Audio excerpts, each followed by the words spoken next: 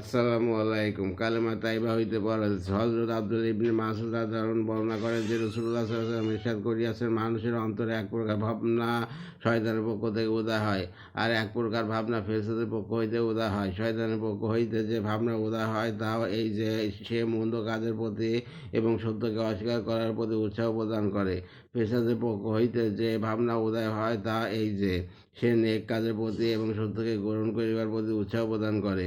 সুতরাং যে ব্যক্তি নিজের মধ্যে নেক কাজ এবং সত্য গ্রহণের প্রতি উৎসাহ পায়, তার বোঝা উচিত যে উহা আল্লাহ তাআলার পক্ষ হইতে হেদায়েত স্বরূপ, আর এই অবস্থার উপর তার শুকর আদায় করা উচিত। আর যে ব্যক্তি নিজের মধ্যে অন্য অবস্থা শয়তানের চিন্তা ভাবনা পায়, তার জন্য উচিত হইল বিতাড়িত শয়তান হইতে আল্লাহ তাআলার নিকট আশ্রয় প্রার্থনা করে। অথবা রাসূলুল্লাহ সাল্লাল্লাহু আলাইহি ওয়াসাল্লাম কোরআন কারীমের আয়াত তেলাওয়াত করিলেন, যার অর্থ হইল, শয়তান তোমাদেরকে দারিদ্র্যের ভয় দেখায় এবং গুনাহের প্রতি উৎসাহিত করে। তিরমিজি। আল্লাহ হাফেজ।